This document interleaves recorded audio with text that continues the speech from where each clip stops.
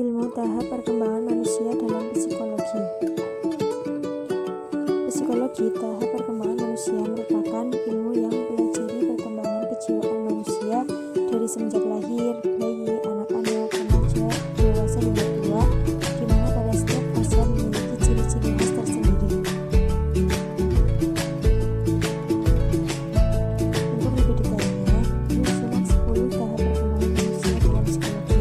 Yang pertama yaitu tahap perkembangan kognitif, yaitu perubahan yang bervariasi dalam proses berpikir dalam kecerdasan, termasuk di dalamnya tentang perhatian, daya ingat, kemampuan belajar, dan lain-lain.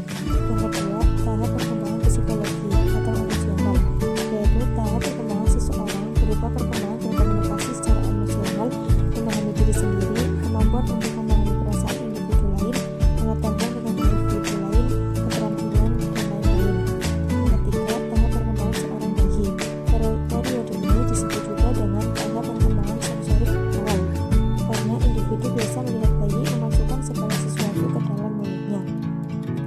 Sosok orang tua memainkan peranan terpenting untuk memberikan perhatian positif dan penuh kasih sayang. Yang keempat, tahap perkembangan seorang anak-anak awal. Di masa ini, individu berkesempatan untuk belajar tentang harga diri dan otonomi. Seiring dengan berkembangnya kemampuan mengendalikan bagian tubuh dan tumbuhnya pemahaman tentang benar dan salah.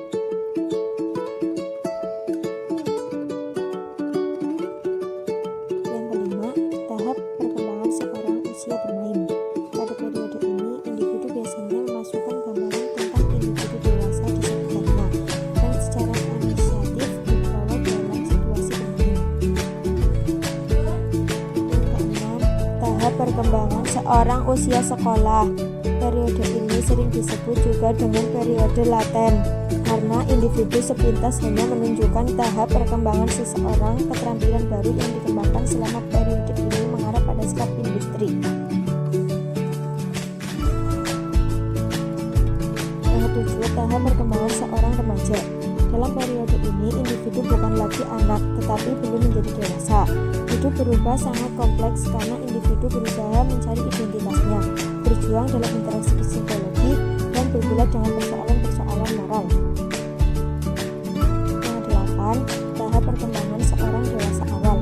Langkah awal menjadi dewasa adalah mencari teman dan cinta, hubungan yang saling memberikan rasa senang dan puas, utamanya melalui perkawinan dan persahabatan.